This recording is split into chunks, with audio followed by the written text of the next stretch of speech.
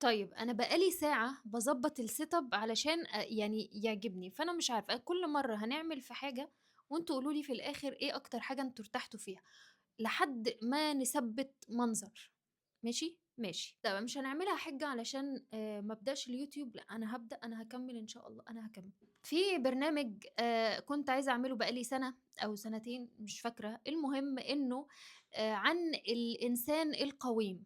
وهو ده اللي إحنا هنكمّل عليه في قناة اليوتيوب دي، الإنسان القويم، المفروض أبقى إنسان عامل إزاي، الحاجات اللي أنا مرّيت بيها بحياتي وكنت شخص أصلًا مش زي ما أنا دلوقتي خالص، بس أنا اتعلّمت من التجارب اللي مرّيت بيها لحد ما بقيت شخص أهدى، ومن أنا باقول على نَفْسي يعني إن أنا بقيت أحسن دلوقتي، بقيت الشخص اللي أنا كنت نِفْسي أبقى عليه، فأنا هاشارككم الحاجات دي عشان لو أنتم من البداية خالص تبقوا ماشيين الدنيا صح. ماشي، ماشي، يالّا بينا. والفيديو ده للناس الطموحة بس كسولة، شعرتين اللي هيودونا النار دول مش مقتنعين بالحجاب. الفيديو ده مش للناس اللي هي مش عارفة هي عايزة إيه، بالعكس هو للناس اللي عارفة هي عايزة إيه، وعارفة المفروض تمشي إزاي وتعمل إيه، وكمان بتخطط له كويس. بس عارف بقى المشكلة فين؟ إننا ما بننفذش. وعلى فكرة أنا زيكم. أنا مش جاية أنظّر عليكم، أنا باقول لكم الحاجات اللي أنا بامُر بيها، هذا البرنامج الحاجات اللي أنا كنت باعملها وما بقيتش أعملها. كُلّنا عندنا أهداف وأحلام نِفْسنا نحققها، وطموحين جدًا، جدًا، جدًا. عارفين كمان إيه المفروض نعمله بالضبط عشان يوصّلنا للأهداف دي، ومع ذلك ما بناخدش أي خطوة حقيقية. عايشين الخطوات والأهداف والأحلام جوّه دماغنا، لكن عمرنا ما طلّعناها، مع إنّك عارف إنّك قادر تطلّع أحسن من اللي أنت بتعمله ده دلوقتي بكتير جدًا، وللأسف الbubble دي إحنا ممكن نقعد فيها سنين مش شهور بس، بنبقى مستنيين معجزة أو حاجة تحصل تغيّر الوضع اللي إحنا فيه حاليًا، وتوصّلنا للوضع اللي إحنا عايزين نبقى عليه، زي الجِن بتاع علاء الدين كده، اللي هو يا مارد اعمل لي كذا، فهو ياخدني هيودّيني يعمل لي اللي أنا عايزاه، أو يودّيني للحتة اللي أنا عايزها على طول. بس للأسف مصباح علاء الدين مش موجود، فده ما بيحصلش، ده بيسبب إحباط شديد جدًا. وبيخلّينا نوقّف كتير وما بناخدش خطوة، فبينتهي بينا اليوم إن إحنا بنقعد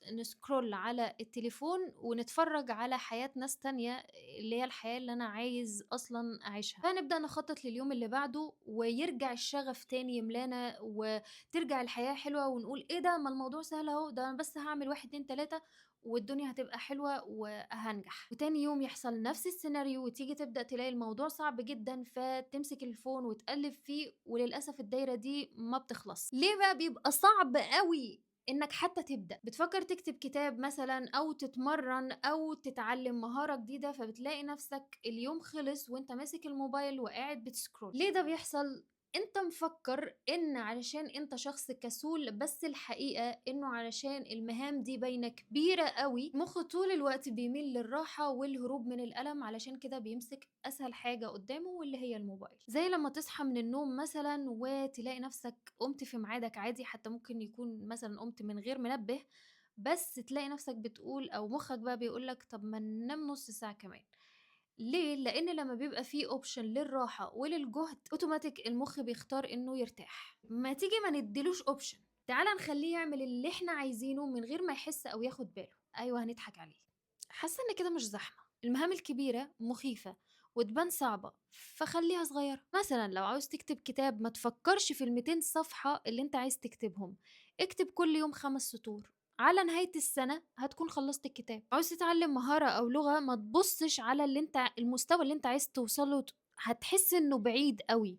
كل يوم احفظ كلمة، كلمتين، 5 كلمات لو تقدر أو احفظ جملة، فأنت بكده بقيت أحسن من امبارح واتطوّرت أكتر، وال5 كلمات بُكرة هيبقوا 10، بعده هيبقوا 15، على نهاية السنة برضه أو في خلال كام شهر بس هتوصل للمستوى البعيد أوي اللي أنت كنت قاعد بتفكّر فيه. الروتين سحر يا جماعة، خلّي عندك روتين واكتبه في ورقة، بلاش موبايل أو جهاز، اكتبه في ورقة بالورقة والقلم زي زمان عادي جدًا، أنا لسه باستخدمهم. وكل يوم لمّا تنفّذ حاجة منهم اعمل صح عليها، مش متخيّلين كمية الدوبامين اللي هتاخدها لمّا تعمل حاجة زي كده ومُخّك هيبقى عايز يقفّل الجدول عشان ما يسيبش خانة فاضية. أول بقى ما تبدأ بيبقى سهل تكمّل. اكتشفت في الموضوع ده إن ماما عندها حق وأنا هاوطّي صوتي عشان هي ما تعرفش، النوم بيجيب نوم والحركة بتجيب حركة وبركة. ابدأ في المذاكرة وقُل مثلًا أنا هاذاكر لحد ما التلج يسيح أو لحد ما الصبح يطلع أو لحد الساعة الفلانية. الموضوع بالضبط عامل زي كورة واقفة على منحدر،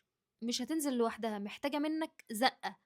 أول ما تزُقّها هي بتنزل لوحدها، بتكمّل جري، فهو نفس الحاجة. أنا مثلًا الcourse الأخير بتاعي للي مش عارف أنا coach أصلًا في الcontent marketing قعدت 3 شهور عايزة أصوّر الcourse الجديد ده، وكل مرّة بالاقي حِجّة أصل صعب، أصل هم 6 ساعات، و6 ساعات ده الtotal لكن أنا هاقعد أكيد أصوّر أكتر من كده بكتير، فمُخّي كان بيضحك عليّا وبيخلّيني ما أبدأش في أي حاجة، لحد ما اتحددت عملية الليزك بتاعتي، والمفروض إني هاقعد شهر بعدها ما اتعرّضش لإضاءة قوية، أو أبُص في الموبايل أو الأيباد أو أي أجهزة، ف وكان في ناس كتيرة أوي بتسجّل في الcourse وتدخل كل يوم ناس جديدة بتدخل في الcourse ما لازم أبدأ، فجزّأته وقُلت خلاص كل يوم هاخد جزء أصوّره، الموضوع مش هياخد منّي مثلًا أسبوع، اللي حصل إنه اتصوّر واتمنتج في يومين بس، عشان لمّا كنت بابدأ في جزء باقول طب ما تخلّصي الجزء اللي بعده، صوّري الجزء اللي بعده ده نُص ساعة بس،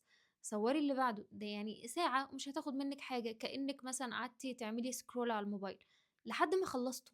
واللي بالمناسبة نازل عليه خصم 60% الكورس الشامل صناعة محتوى، أنت بتتعلم إزاي تعمل محتوى حتى لو مش في دماغك مثلًا فكرة تعمل عنها محتوى، وإزاي تسوّق للمحتوى ده، فبتتعلم التسويق بالمحتوى، وكمان جزء الbusiness اللي بتتعلم منه إزاي تعمل فلوس من المحتوى بتاعك، أو إزاي تزوّد مبيعاتك لو أنت بتبيع منتج أو خدمة، وكمان الكورس معاه متابعة، أنا باتابع معاك بشكل مباشر، بارُد على كل أسئلتك وباوجّهك للصح في كل خطوة أنت بتعملها في المحتوى بتاعك. هاسيب لكم لينك التيك توك في أول comment تحت، وتقدروا تسألوا على التفاصيل في رسالة.